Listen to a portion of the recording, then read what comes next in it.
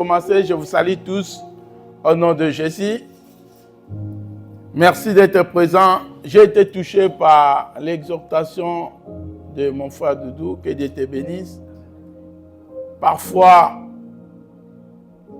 quand nous regardons notre vie, on peut dire on aime Dieu, mais des actes parfois ça ne colle pas avec ce que nous faisons.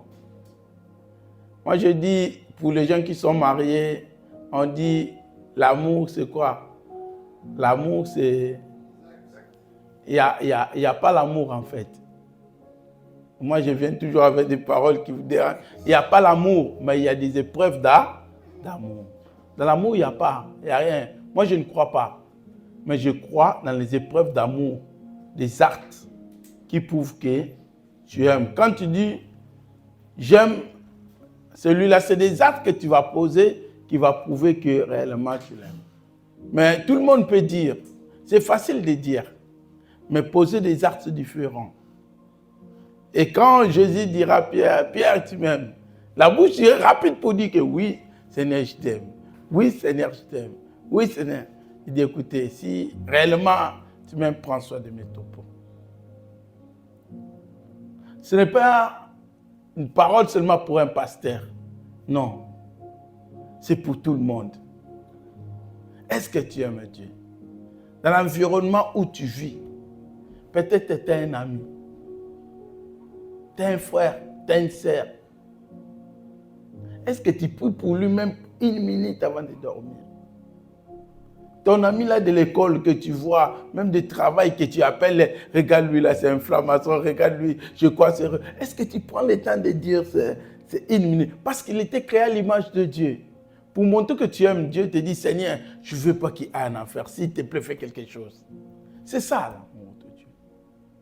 Si tu dis tu aimes Dieu, il y a parfois nos frères qui sont fatigués dans la foi. Il y a des autres qui sont malades. Est-ce que tu prends quand même le temps, même une minute, d'appeler, dire que ma soeur, mon frère, je ne t'ai pas vu à l'église. Est-ce que ça va?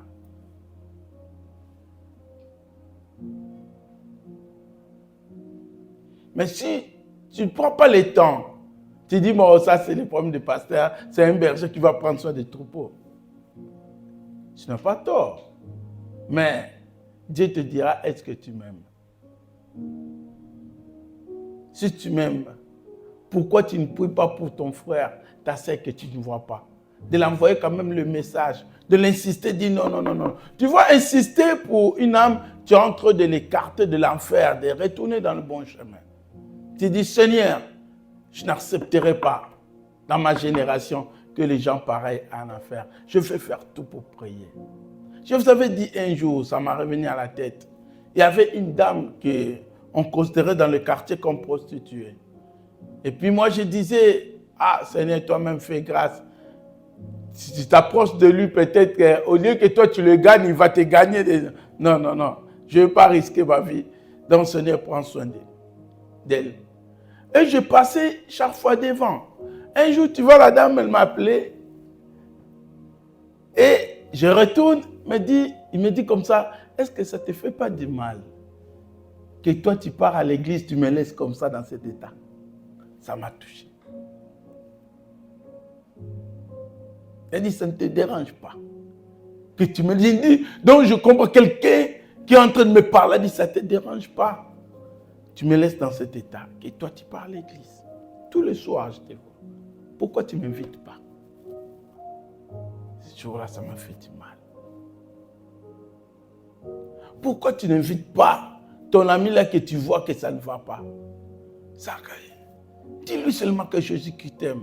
Est-ce que tu peux venir un jour à l'église? Le reste, que c'est Dieu qui touche. Dieu, c'est un souverain. Il fait ce qu'il veut. Dans le moment qu'il veut. Dieu, c'est un souverain. Tu ne peux pas forcer Dieu. Tu peux faire de quoi? Avec mes frères, on a sillonné des quartiers pour évangéliser. Je salue même mes frères. Chaque soir, ils sortaient de travail. On partait évangéliser. Mais parfois, quand je vois le tête de l'église, m'a dit, Seigneur, tu veux m'enseigner encore quoi? On a fait des suivis. Je continue à les faire. Je dis, Seigneur, tu veux m'enseigner encore quoi? Il y a des pasteurs qui vous soutiennent et disent, bravo Ruffin, tes enfants là, bravo. Jusqu'à maintenant même, quand je vois Dieu, c'était la semaine passée, il a dit, Ruffin, quand je te vois, je vois des jeunes, ils vous voient en train de prêcher la parole de Dieu. Il a dit, Ruffin, quand je vois tes jeunes là, dans ce temps-là, j'ai dit, tu fais de bon travail, bravo. Moi, je dis, c'est grâce à Dieu.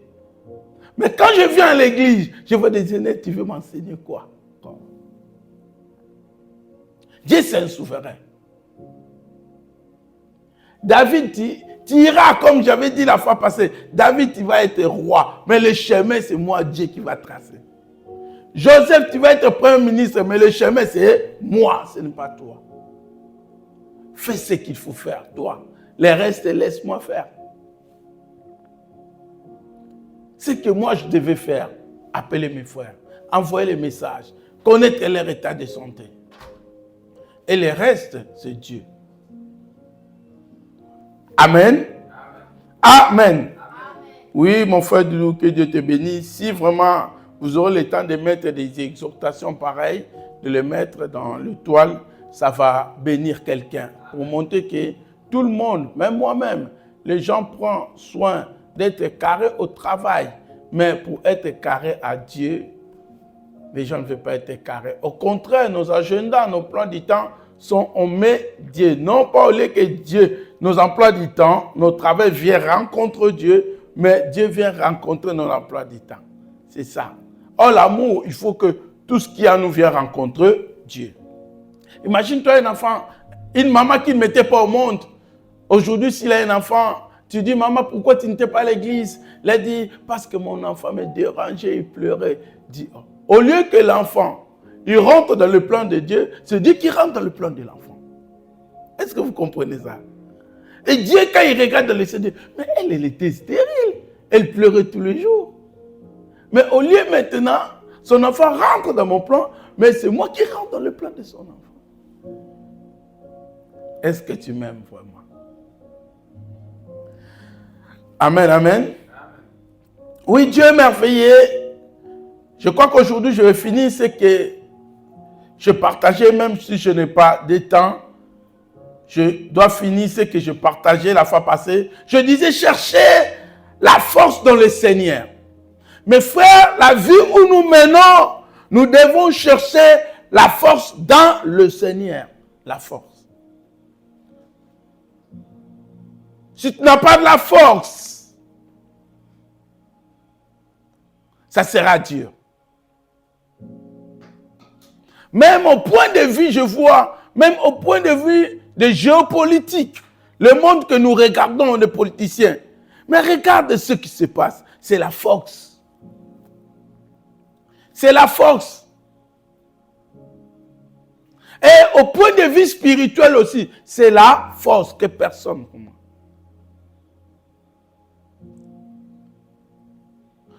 En Afrique, nous voyons, il y a des réveils. Il y a même en Amérique latine, en Afrique, partout, là où il y a les réveils, tu vas voir, ce sont des gens qui ont terrassé des forces de ténèbres. Mais ici, vous allez voir que là où il y avait quand même un peu d'avancement, maintenant, l'Europe s'est reculée encore en arrière. Le preuve année, ici en Europe, surtout en Genève, on prêchait l'évangile. Dans les écoles, on disait que oui, on parlait de la parole de Dieu. Mais maintenant que je vous parle, même pour baptiser les gens, ils refusent. Pour prêcher la parole de Dieu, ils refusent. Pour dire qu'il y a des forces qui sont levées et ces forces-là terrassées. Où sont des hommes, des femmes qui vont se lever pour dire que non, il faut que les choses changent. Avant, il y avait dans des séminaires, tu vas voir, l'engouement, il y a beaucoup de monde. J'étais hier dans le séminaire. Avant, à l'époque, quand les grands pasteurs venaient, comme des pasteurs Kizamina, comme il y avait des grands hommes de Dieu, ils passent ici, tu vas voir la salle pleine. Mais hier, j'étais dans le séminaire des pasteurs Kizamina. Tu vas voir, tu dis non, il y a quelque chose qui ne va pas. Mes frères, c'est la force. Même dans nos familles. C'est la force. Et je vous avais dit qu'il y avait 4 choses. Premièrement, pour avoir vraiment cherché la force, nous devons chercher la force dans la prière. Et dans la prière constante. Que tu sais, c'est calé comme vous disiez qu'à telle heure je prie. Ce n'est pas dans la prière que je me lève et dis, ok, je vais prier, je vais pas. Non. Et deuxièmement, je disais dans la méditation de la parole de Dieu, constante, que à telle heure je médite la parole de Dieu. Et troisième chose, je disais, la confiance à sa volonté. Et là aussi, à la force, parce qu'il nous renouvelle notre force. Mais seulement les gens qui ont confiance à Dieu. Il faut avoir confiance à la volonté de Dieu. Ça nous donne la force. Et quatrième chose, nous allons avoir aujourd'hui, s'appuyer sur le Saint-Esprit. S'appuyer sur le Saint-Esprit. Le Saint-Esprit, c'est la troisième personne de la Trinité. Un jour, je vous avais parlé que le Saint-Esprit, ce n'est pas seulement les gens comme on dit, c'est comme la sensation. Non, c'est quelqu'un. Il sent, il parle, il écoute, il agit.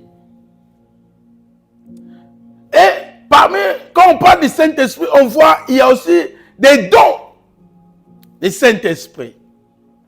Et dans les dons du Saint-Esprit, on parle de parler la langue. Et quand quelqu'un le remplit de l'esprit, parfois il parle la langue. Quand quelqu'un le baptisé de l'esprit, il parle la langue. Mais je vous parlerai de parler la langue qui ramène la force dans la prière et d'avoir s'appuyer dans l'esprit.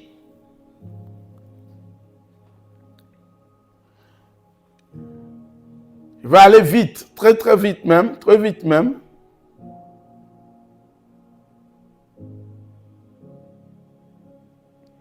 Nous allons prendre nos stylos pour dire que j'ai dit, on lit dans 1 Corinthiens chapitre 14 verset 4. Le frère va dire, moi je suis désolé si quelqu'un a parole vivante qu'il ne peut pas parole vivante. Parce que j'utilise beaucoup parole vivante. Le frère Yannick va nous mettre, vous allez regarder, moi je vais aller un peu vite. Si quelqu'un a la parole vivante, il lève la main, il peut m'aider à parole vivante. S'appuyer sur le Saint-Esprit. Quelqu'un peut lire 1 Corinthiens 14, 4. 14, 4. 1 Corinthiens 14, 4.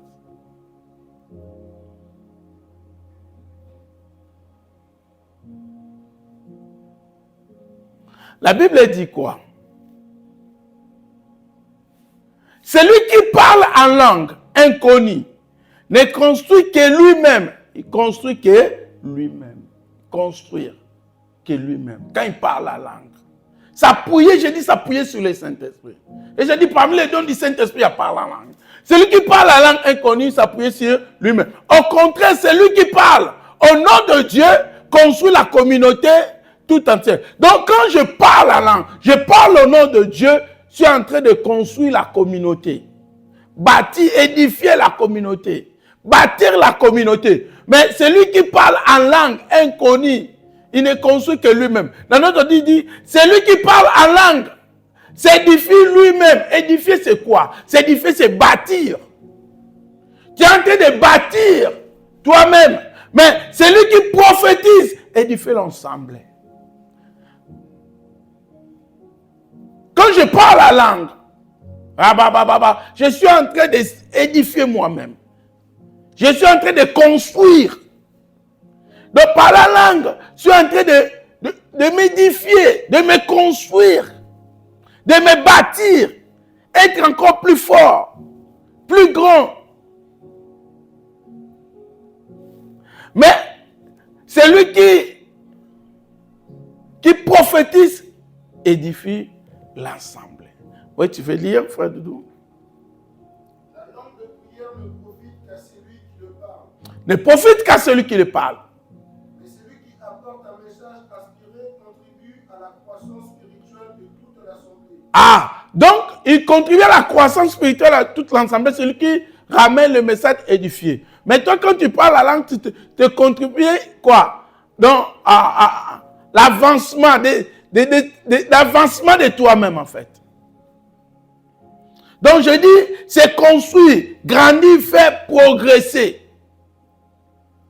Allons vite dans le livre d'Éphésiens. Je serai rapide. Éphésiens chapitre 3, verset 16. Donc, quand tu pries, il faut s'appuyer dans l'esprit. Prenez ce moment-là, appuie-toi dans l'esprit.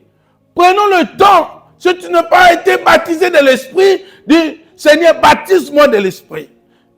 Chaque fois que je veux commencer à prier, je voulais que mes prières soient associées. Ça priera dans l'esprit. Seigneur, Saint-Esprit, aide-moi à prier. Saint-Esprit, donne-moi la force à prier. Je vais me baptiser. L'Esprit de Dieu va te donner la force à prier. Appuie-toi, abandonne-toi.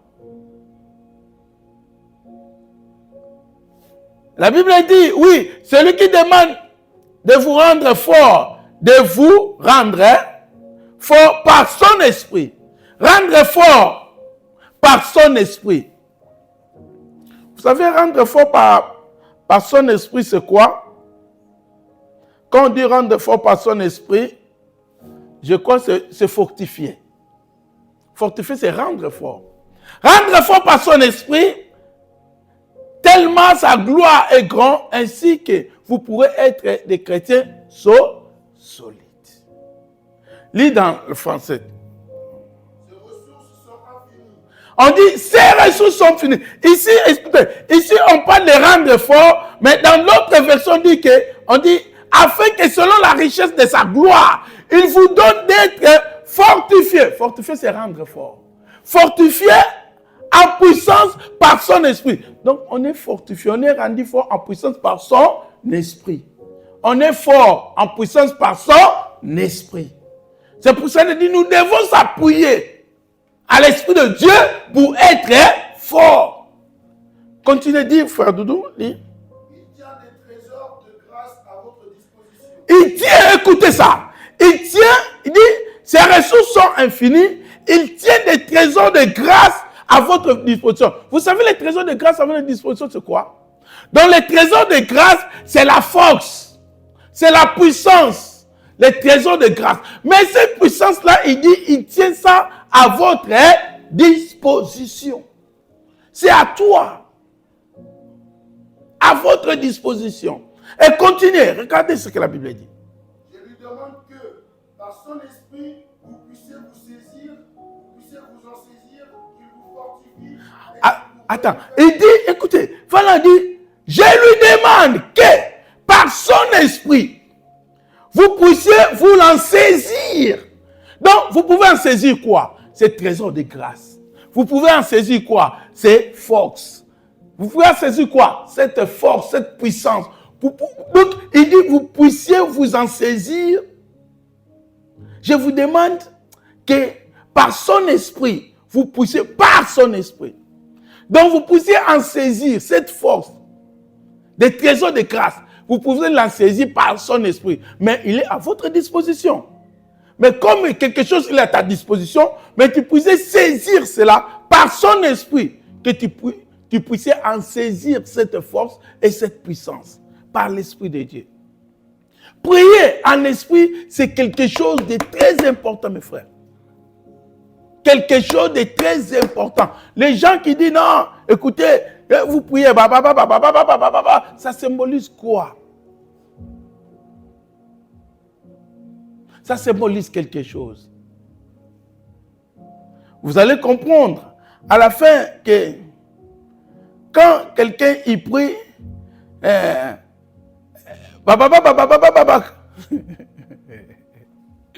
quand quelqu'un y prie ça, il ne prie pas afin que toi tu puisses écouter. Non. Moi, je ne prie pas en langue afin que toi tu écoutes. La Bible dit, quand je prie en langue, je suis en train de fortifier mon esprit. Oui.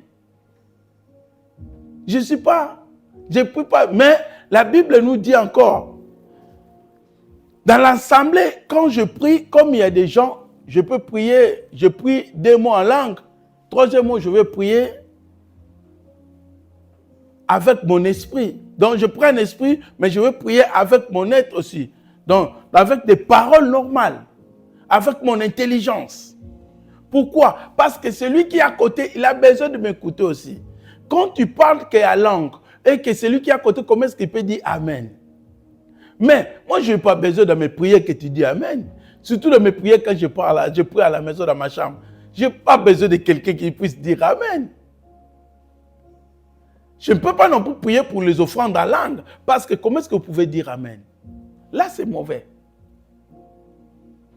Et vous savez, quand je prie, parfois la prière, quelqu'un par exemple qui est à côté, il n'est pas fort dans la prière. Au fur et à mesure, quand je prie. Moi, je me rappelle au Congo, les gens coupaient les prières des gens.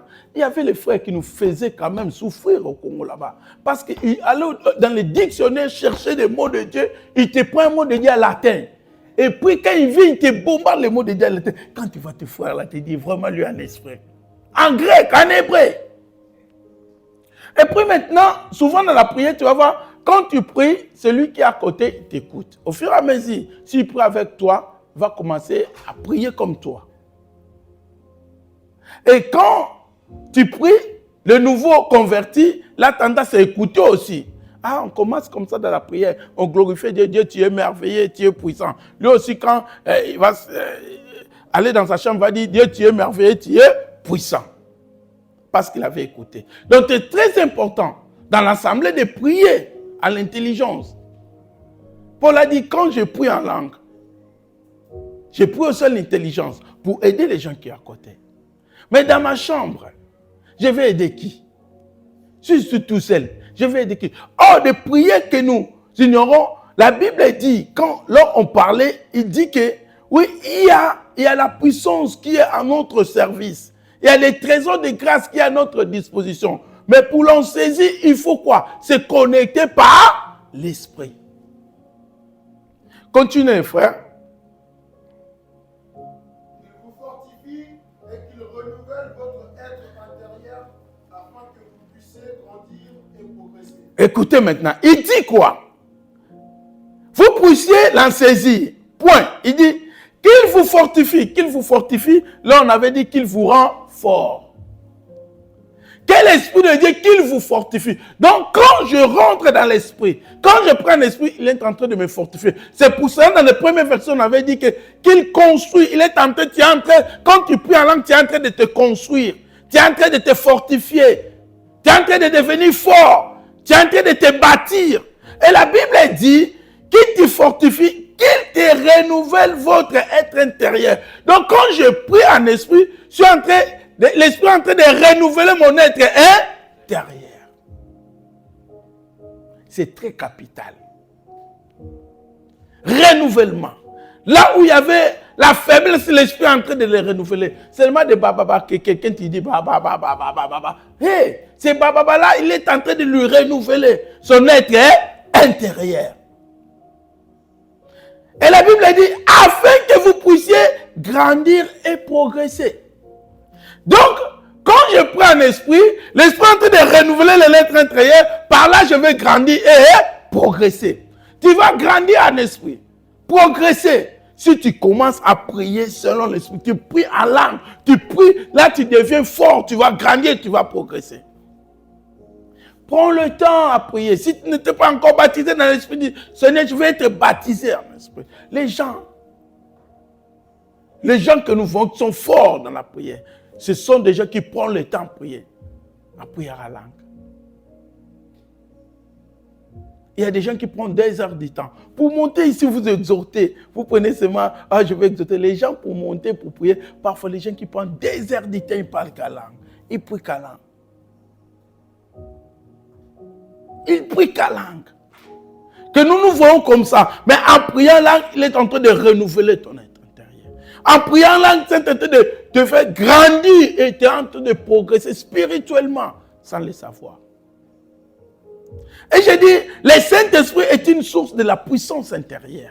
Il y a une force, il y a une puissance intérieure dans l'esprit que les gens ignorent.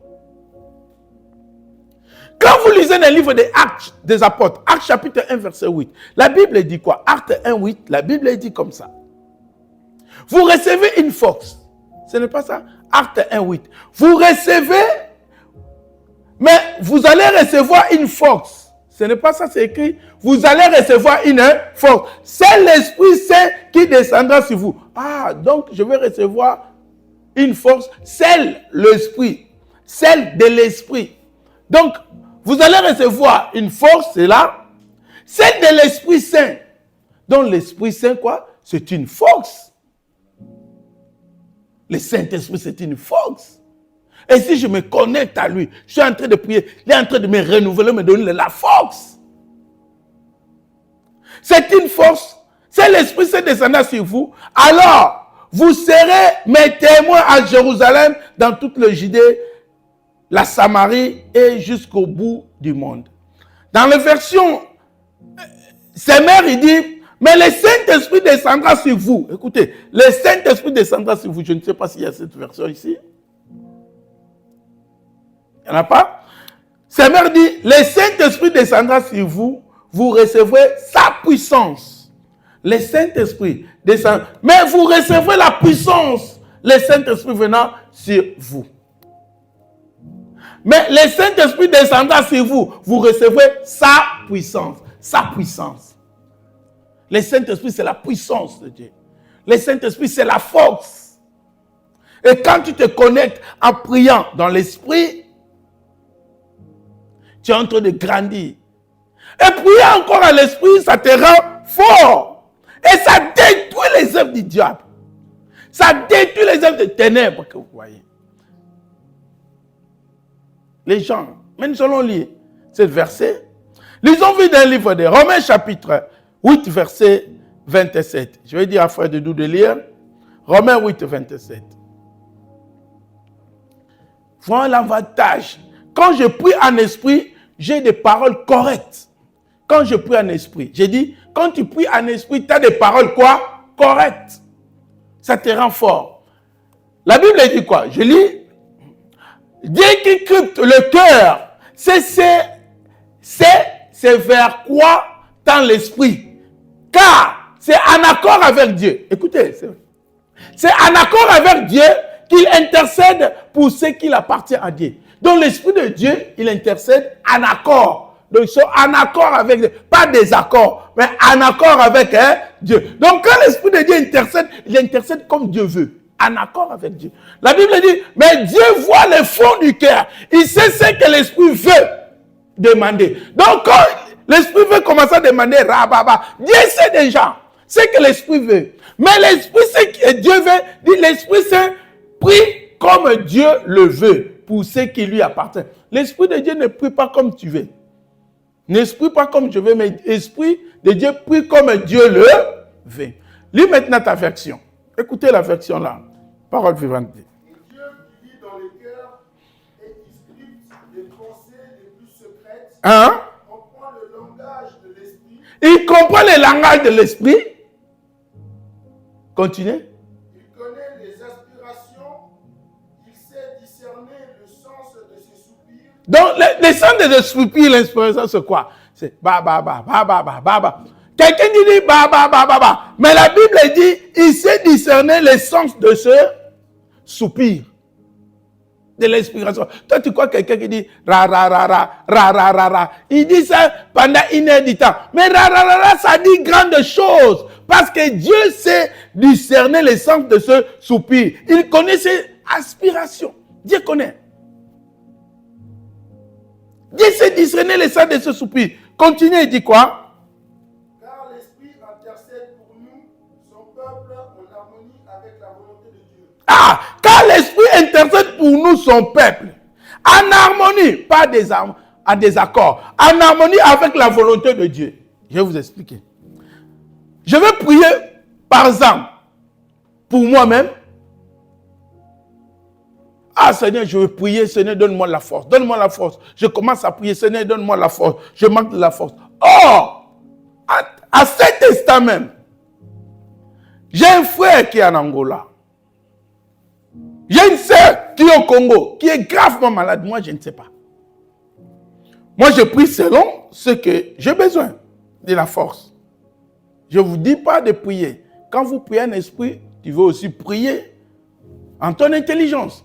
Ton intelligence, par exemple, Seigneur, j'ai besoin de ta grâce. J'ai besoin de ta force. Mais ce qui est très important, l'Esprit de Dieu sait ce que tu as besoin. Et il prie en accord avec Dieu. En accord avec Dieu, c'est quoi? Dieu sait, mais lui, il prie pour avoir la force. Mais en l'instant même, il devait prier pour sa sœur qui est gravement malade à l'hôpital. Mais il ne sait pas. Comme Dieu sait, il crypte les pensées. La Bible dit, on dit, et Dieu qui lit dans le cœur, crypte les pensées les plus secrets, comprend le langage de l'esprit. Donc, comme Dieu crypte les pensées, il dit que les grands problèmes qui est là, qu'est-ce que je peux faire? L'esprit maintenant, Dieu, il crypte les pensées de l'esprit, il vient dans l'esprit. L'esprit maintenant, il va prier uniquement. Il sait que selon la volonté de Dieu, ce qui est primordial, ce n'est pas ta force dans la prière, mais ta sœur qui est malade là-bas. Et quand tu pries en esprit, l'esprit, il prie non pas selon ta volonté que tu aies la force, il prie pour ta sœur qui est malade. Quand toi tu dis l'esprit de Dieu est en train de prier pour ta sœur qui est malade. Parce que la volonté de Dieu est que ta sœur puisse être guérie. Et comme l'esprit de Dieu prie en harmonie avec Dieu, selon sa volonté, il dit, la volonté de Dieu ce n'est pas ça. La volonté de Dieu c'est là-bas. Je donne le frère, Richard vient de nous parler que les assassins, les voyous, les cherchent ta vie. Non, je te dis mon frère, Philippiens dit, notre vie n'est pas supposée. La Bible dit, notre vie est cachée en Christ Jésus. Donc pour ôter ma vie, il faut d'abord toucher celle de Christ. Je reviens à ce que Doudou dit, que aussi longtemps que Dieu la priorité, ma vie est dans le Seigneur. Il rentre dans le Seigneur. Pour me toucher, il faut toucher d'abord celle de Christ. Et la Bible dit, il ne faut pas croire que les gens disent, je vais te faire du mal. Hey, tu dis, tu te trompes. Parce que ma vie n'est pas supposée comme ça. Tu ne peux pas prendre ma vie comme ça. Ma vie est cachée. La Bible qui dit ça en Philippiens, ma vie est cachée. Philippiens 3. Ma vie est cachée en Christ, Jésus dedans. Et celle de Jésus est cachée au Père. Et la Bible dit, quand tu pries par exemple, toi tu ne savais pas. Je ne crois pas que c'était le premier jour où tu savais qu'on était en train de chercher. Tu ne savais pas. Mais quand tu pries en langue, tu entres. Le Seigneur dit, écoutez, toi tu pries que Seigneur bénis ma maison, bénis ma femme. Dit, non, ce n'est pas le problème de ta femme, tu es recherché en Hollande là-bas. Le grand problème là, tu es, on appelle ça en anglais quoi? Vous savez? Wanted. Donc, on t'a mis déjà tes visages. Toi, tu es inconnu, tu pars comme ton boulot. On t'y est wanted. Donc, c'est ça. Quand tu pries, le Seigneur a dit que c'est ça le problème là où tu vas dealer. La prière en esprit. Ça te rend fort. Si tu n'étais pas baptisé en esprit de Seigneur, aide-moi à être baptisé en esprit. Donne-moi. Parce que la prière en esprit, ça te rend fort. Et ça deal, ça tombe là où il faut tomber. En harmonie avec Dieu. Et la prière en esprit, ça ne reste pas en harmonie seulement avec Dieu. Ça détruit les choses. Quand je prie en esprit, je prie des mystères. Oh, les mystères, ce sont des choses cachées, incompréhensibles, inacceptables. Les mystères, ce sont des choses qui sont inexplicables, incompréhensibles. Tu es en train d'invoquer des forces cachées. Tu vois, quand tu vas chez les magiciens, qu'est-ce qu'ils font? Ils invoquent les forces que toi, tu ne sais pas. Ce sont des forces cachées. Des sorciers, des magiciens, quand ils rentrent dans leur hôtel là-bas, ils invoquent les choses qui sont cachées. Nous aussi, les chrétiens, nous invoquons les choses cachées. Moi, un jour, j'avais étonné ma sœur. Moi, j'ai dit à ma sœur, hey, s'il y a des sorciers, moi, je suis plus qu'eux aussi. Et toi, tu crois que moi aussi, je sais invoquer. Elle a dit, mais Rifet, tu commences à me dire quoi? Moi, je dis, oui. Moi, je suis plus que moi aussi, j'invoque les esprits. Elle a dit, oh, Rifet, tu dis quoi? Moi, je dis, oh. Mais quand je rentre en esprit, toi, tu crois que je fais quoi? J'invoque les choses qui sont cachées, que tu ne maîtrises pas, tu ne connais pas. Inexplicable, tu ne peux pas les expliquer. Seulement les sorciers. Pour cela, si vous avez un sorcier, quelqu'un qui est vraiment sorcier, il te voit, parfois quand il te voit, il baisse la tête. Et parfois quand il te voit, il ne t'aime pas. Elle dit, cet enfant-là, moi, je ne l'aime pas. Hein. Tu ne l'aimes pas, pourquoi? En réalité, cet enfant, quand lui l'invoque, cet enfant aussi invoque les esprits. Je vous avais dit, un jour, j'étais dans le bus, je vois un vieux. Lui, là, c'était, j'ai parié 99%, c'était un sorcier. À part sorcier, vraiment, c'est un vrai sorcier. Un vrai, vraiment, lui, vraiment, il a des diplômes de la sorcellerie. En regardant comme ça, vous savez, la sorcellerie aussi, c'est un peu moche. Hein? C'est rare de voir. C'est moi en Europe, ici, on voit déjà des flamassons, des roses, quoi, qui sont propres. Hein? Ils roulent en Bentley. Chez nous, les sorciers, quand tu le vois directement, tu définis, lui, là, c'est un sorcier. Il vient dans les rencontres pieds nus. Tu dis, ah. Et le vieux, il avait des doigts comme ça coupés. Il était sale comme un fou. Et tel comme un fou, doit couper derrière le bis, c'est vraiment noir. Il commence à parler. Et moi, j'ai tourné comme ça. Et mon esprit tournait, je vois les vieux là. Moi, je dis, ah, mon esprit dit non. Ces vieux là, quand il parle comme ça, il est en train de faire quelque chose dans cette bis. Je crois. Il fait des incantations à cette main, dit, je ne le laisserai pas faire. Seigneur, tu m'as fait rentrer dans cette bis pour sauver quelqu'un. Moi aussi, je commence à prier à langue. Et on priait, on regardait comme ça. Moi, le vieux là, lui parlait, moi aussi, lui parlait, moi aussi, je parlais. Lui parlait, moi aussi, je parlais. Et je le croisais encore dans les bancs. Ah, on est. Il était là. Si moi, dit, ok, le vieux, il est encore. Moi, il me regarde comme ça. Je te regarde toujours comme ça. Non, pourquoi? Parce que dans mes pensées, je sais que ma vie n'est pas exposée. Je ne crois pas que le vieux l'a fait faire quelque chose qui me touche. Non. Je sais que le Seigneur m'a racheté et m'a mis au-dessus de cette force. Vous savez le nom de Jésus. Quand on dit que le nom de Jésus est au-dessus de tous les noms. Est-ce que ça vous passe à la tête? Quand on dit que le nom de Jésus est au-dessus de tous les noms qui peut être cité. Cela veut dire quoi? Tout ce qu'on peut citer comme nom, le nom de Jésus est au-dessus. Au moins si on ne te cite pas parmi les noms. Si on ne te cite pas parmi les noms, on ne sait pas. Mais si on se cite seulement parmi les noms, dès que tu sors, on te donne le nom de Doudou, Richard, le nom de Jésus est au-dessus de ton nom. Dès qu'on dit que c'est un cancer, c'est un diabète, déjà comme c'est le nom de Jésus est au-dessus. Tous les noms, la malédiction peut être citée. Aussi longtemps on l'appelle seulement les noms, c'est un nom pas. C'est pour cela les tsunamis là, les tsunamis qui frappent. Vous allez voir les tsunamis qui frappent, on dit que c'est Albert, c'est Hélène. On les surnomme pour dire que aussi longtemps on te donne le nom de Jésus maintenant est au-dessus de toi. Comme le nom de Jésus est au-dessus de toi, quelqu'un peut se lever et dire calme-toi au nom de Jésus. Quand il va te dire il est au-dessus de moi, il va se calmer. Lis maintenant pour finir dans le livre de 1 Corinthiens. 1 Corinthiens chapitre 14 verset 2. Alors vite, on va finir. Je suis déjà en retard.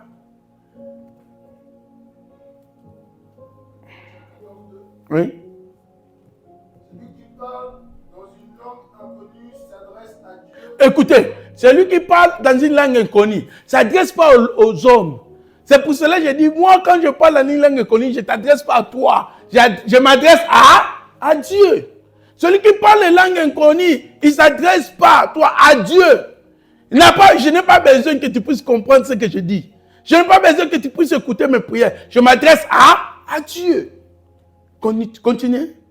Personne ne comprend les paroles mystérieuses qu'il prononce sous l'inspiration de l'Esprit. Ah, personne comprend des paroles mystérieuses. Des paroles mystérieuses. On ne dit pas des paroles mystérieuses qui prononcent sous l'inspiration du Saint-Esprit. Donc quand quelqu'un est tenté de prier sous l'inspiration du Saint-Esprit, il prononce des paroles mystérieuses. Allez-vous, vous êtes encore à l'école. Mystérieux, des paroles mystérieuses. Mystérieux, c'est quoi?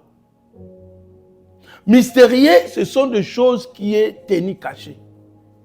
Mystérieux, quand vous regardez dans le dictionnaire, c'est invoquer la présence de forces cachées. Invoquer la présence de forces cachées. Donc quand tu pries à Rababasa, Retakayaba, donc quand les sorciers invoquent, toi aussi tu es en train de quoi? Invoquer la puissance. Tu vas être fort. Prenez ta même 1 heure du temps, mes frères. Tu vas passer ici pour nous autorités. Prends 30 minutes, 1 heure du temps, parler Kalare, Takayaba, Sanda. Toi, tu vois, ça ne fait rien. Ils sont en train de te bâtir, te fortifier, te donner la force. tu es en train de faire, donc, pas dans le monde internet, voilà, on dit des incantations. Nous, on ne fait pas des incantations. Nous sommes en train de se connecter avec Dieu. Amen. Tu es en train de secouer des choses.